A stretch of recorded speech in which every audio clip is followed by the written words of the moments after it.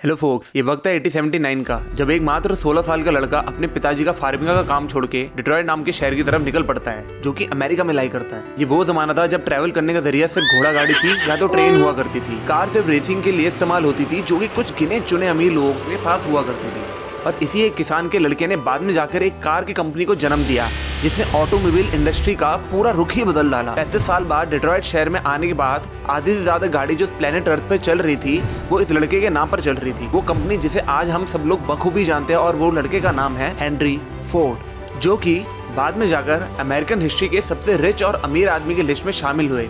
और ये कहानी आज की है उन्हीं के बारे में।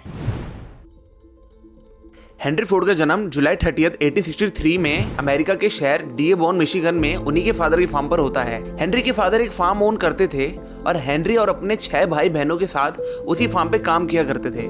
जाहिर सी बात है, सारी की फैमिली जिम्मेदारी उनके कंधों पर थी, क्योंकि हेनरी अपने भाई बहनों में से सबसे बड़े हुआ करते थे।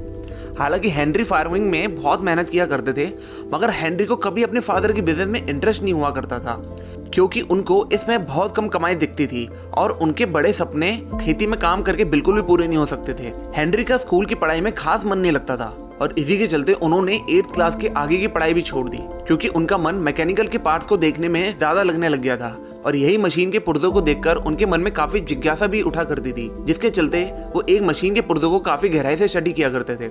एक दिन ऐसा होता है कि जब उनको उनके जन्मदिन पर उनके फादर एक छोटी सी पॉकेट वॉच देते हैं, जिसे उनका छोटा भाई बाद में पूरी तरह से खोल देता है शैतानी के चलते। हेनरी ने उसी पॉकेट वॉच को मिनट से पहले जोड़कर अपने फादर को हैरान कर देते हैं, जिसके चलते उन्होंने छोटी मोटी वॉच में रुचि दिखानी शुरू कर दी थी। उन्होंने आने वाले टाइम में अपने फ्रेंड्स और रिलेटिव के बीच में एक वॉच रिपेयर मैन का स्टेटस पा लिया था। उसके बाद उन्होंने अपने आस पड़ोस के लोगों को भी वॉच भी ठीक करना शुरू कर दिया था। मगर हेनरी की लाइफ एक भयानक मोड़ लेती है जब उनकी मदर की डेथ हो जाती है, जिनसे उन्हें बहुत गहरा लगाव था और उनसे बहुत गहरा बॉन्ड भी शेयर किया करते थे, वो भी जब हेनरी मात्र 15 साल के थे। हेनरी की माँ के गुजरने आने के बाद वो काफी टाइम तक गहरे सदमे में भी रहे थे, जिसके चलते वो अपने पिता के फार्म के बिजनेस से भी दूर रहने लग जाते हैं, क्योंकि उसी फार्म से उनकी माँ की काफी ज्यादा यादें जुड़ी हुई थी। और इन्हीं यादों से बचने के लिए हेनरी 16 साल के होते ही अपने पिता के अगेंस्ट जाकर वो अपना सामान पैक करते हैं और अपनी जिंदगी को एक नई दिशा की तरफ मोड़ने के लिए निकल पड़ते हैं। अब ये वो समय आ गया था जब अमेरिका में से ही एक शहर डिट्रॉयट इंडस्ट्री का हब बनते जा रहा था, वो भी ऑटोमोबाइल इंडस्ट्री का, थैंक्स टू स्टीम इंजन। और इसी के चलते शहर में काफी यंग टैलेंटेड इंजीनियर की जरूरत आन पड़ी थी। और यही वो पल था जहाँ पे हेनरी को मशीन को गहराई में जानने का मौका मिला। उनको वहाँ जाते ही एक कार मैन्युफैक्चरिंग कंपनी में काम मिल जाता है, मगर बदकिस्मती के चलते ही उन्हें वहाँ 6 दिन के बाद निकाल दिया जाता है। और फिर हेनरी कुछ समय बेरोजगार रहने के बाद James flower and brother machine नाम की कंपनी में एक हेल्पर की जॉब पकड़ लेते हैं, जहाँ उन्हें मात्र $10 पर मंथ मिला करते थे, जो कि उनके रेंट और खर्चों के लिए पूरा नहीं होते थे। मगर इसी के 5 महीने बाद हेनरी फोर्ड की लाइफ में बहुत बड़ा बदलाव आता है, जब उनकी मुलाकात उन्हीं के पड़ोस में एक रिच आदमी से होती है। और वो रिच नेबर हेनरी के स्टीम इंजन की नॉलेज से काफी इंप्रेस होता है, और वही नेबर उसे अपनी कंपनी के स्टीम इंजन को मेंटेन करने के लिए $35 पर मंथ पर अपनी कंपनी में हायर कर लेते हैं। और यहीं से हेनरी के टैलेंट के चर्चे मशीनों को लेकर पूरी मिशिगन स्टेट में फैल जाते हैं, जिसकी खबर न्यूयॉर्क के Westing engine house company of Schenectady के डिस्ट्रिक्ट रिप्रेजेंटेटिव के पास पहुंच जाती है, जो कि उस टाइम बहुत बड़ी स्टीम इंजन कंपनी मानी जाती थी। तो कंपनी हेनरी को भी हायर कर लेती है, और हेनरी का काम सिर्फ सदर्न मिशिगन में ट्रेवल करके वेस्टिंग हाउस के स्टीम इंजन का सेटअप और उसकी मेंटेनेंस करना होता था। अब हेनरी की लाइफ थोड़ी थोड़ी ट्रैक पर आने लग जाती है, और अपनी फाइनेंशियल हालत सुधरने के साथ चलते ही 1885 में हेनरी क्लारा जेन ब्राइट नाम की लड़की से शादी कर लेते हैं। अब ये टाइम आता है 1891 का। हेनरी अपनी पूरी फैमिली के साथ डिट्रॉयट शिफ्ट हो चुके होते हैं, और उस समय तक एक नई ऑटोमोबाइल इंडस्ट्री में एक नई चीज का आविष्कार होता है, जिसका नाम था गैस इंजन। ये बहुत इंपॉर्टेंट वर्ड है जो कि इस पूरी कहानी की नींव है, तो उसे आप ध्यान रखिए। गैस इंजन स्टीम इंजन के मुकाबले काफी डिफरेंट और ज्यादा एफिशिएंट भी मानी जा रही थी। फॉर एग्जांपल मैं आपको बताता हूँ, जहाँ स्टीम इंजन 30 मिनट सिर्फ स्टार्ट होने के लिए लेता था, वही गैस इंजन मात्र 5 मिनट में स्टार्ट हो जाती थी। और ये न्यूली गैस इंजन हेनरी को बहुत इंप्रेस करता है और उन्हें नए सपनों की उड़ान जरूर देता है, और वो इसे समझने के लिए एक एडिसन एल्यूमिनेटिंग कंपनी ज्वाइन कर लेते हैं, वो भी सिर्फ $40 पर मंथ के लिए। और मैं आपको बहुत जरूरी इंपॉर्टेंट बात बता दूं, ये कंपनी अपने टाइम पर सबसे बड़ी कंपनी मानी जाती थी पूरे डिट्रॉयट शहर को इलेक्ट्रिसिटी प्रोवाइड कराने के लिए। हेनरी का काम यहाँ पर अगर कोई स्टीम का इंजन खराब होता था तो उसे सिर्फ सही करना होता था, जिसके चलते हेनरी के पास काफी समय बचने लग गया था।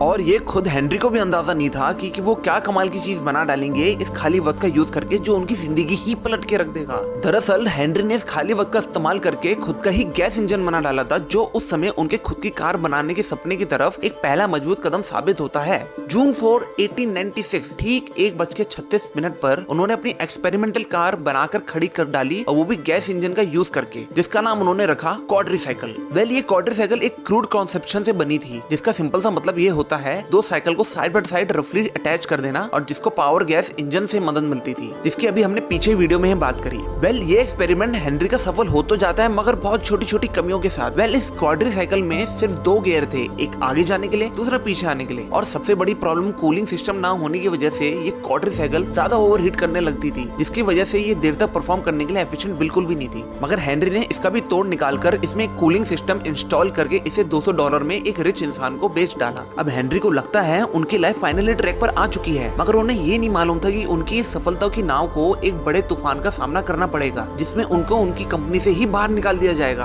दरअसल अपनी सक्सेसफुल क्वाड्रीसाइकिल बेचने के बाद 1899 में हेनरी अपनी छोटी सी कंपनी स्टार्ट करते हैं थोड़े इन्वेस्टर से पैसे लेके, डेट्रॉयट ऑटोमोबाइल कंपनी, जो कि सिर्फ 1 साल बाद फेल हो जाती है, जिसका पहला कारण था उन्होंने इस बार अपनी लार्ज कार से बड़ी और एफिशिएंट कार बनाई थी। मगर इस कंपनी की सबसे बड़ी कमी ये थी कि कार का कम प्रोडक्शन होना, जिसके चलते कार के ऑर्डर 6 महीने तक डिलेस हो जाते थे। और दूसरी सबसे बड़ी प्रॉब्लम, स्टेक होल्डर्स चाहते थे कि हेनरी एक पैसेंजर कार बनाए जिसमें एटलीस्ट 4 लोगों को बैठने की जगह फिक्स हो सके। बट इन 2 रिक्वायरमेंट को पूरा ना करने पर हेनरी को उन्हीं के बोर्ड मेंबर्स उन्हीं की स्टार्ट हुई कंपनी से बाहर निकाल देते हैं, वैसे ही जैसे स्टीव जॉब्स को भी उनकी खुद की कंपनी से बाहर निकाल दिया गया था। वेल, शॉक की बात ये थी कि हेनरी को दुख से ज्यादा खुशी थी, क्योंकि अब उनके ऊपर काफी हद तक प्रेशर हट गया था, जो कि उन्हें ही उनकी क्रिएटिविटी के बीच में ऐसा हिंड्रेंस पैदा कर रही थी। जब उनकी पहली कंपनी फेल हो गई थी, स्टिल तब भी वो उम्मीद नहीं छोड़ते हैं। वेल, अब हेनरी इस बार डिसाइड करते हैं कि वो अपने कार की क्वालिटी को एक रेसिंग कार में दिखाएंगे। रीजन बहुत सिंपल था, रेसिंग कार एक बहुत पॉपुलर स्पोर्ट बन चुका था यूनाइटेड स्टेट्स में।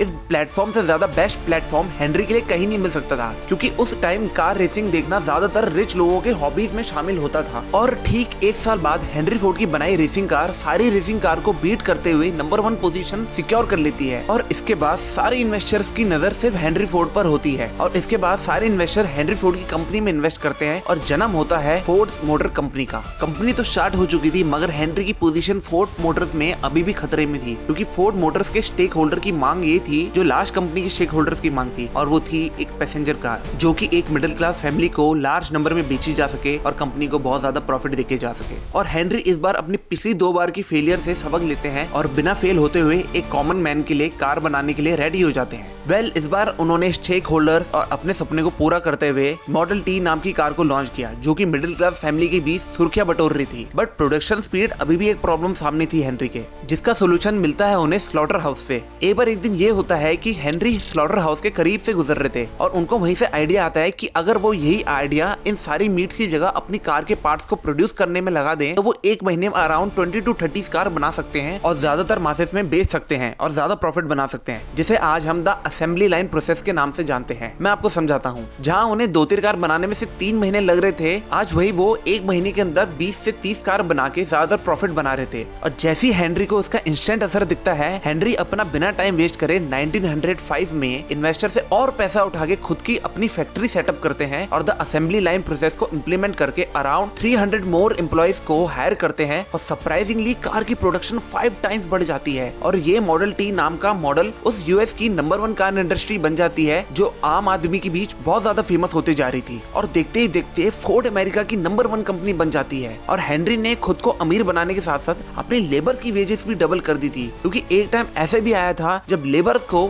इन मशीनों को एक बोर और एक छोटे स्टेटस का काम समझने लग जाते हैं। वेल, अपनी इस कामयाबी को पीछे छोड़ते हुए हेनरी अपनी सारी की सारी जायदाद और अपना काम अपने पोते हेनरी 2 को सौंप के चले जाते हैं। हेनरी सेरेब्रल हेमरेज के चलते अप्रैल 17, 1947 में दुनिया को अलविदा तो कह देते हैं, मगर आज फोर्ड का मार्केट कैप $70 बिलियन ओन करती है और आज भी दुनिया के सबसे बड़ी कार कंपनी की लिस्ट में शामिल होती है। तो आज की वीडियो यही एंड करते हैं फोक्स। वीडियो की रिप्रेजेंटेशन और विजुअल पसंद आए तो सब्सक्राइब जरूर करें और बेल आइकन को जोर से हिट करके जाएं। Till then folks, good bye and get some sleep.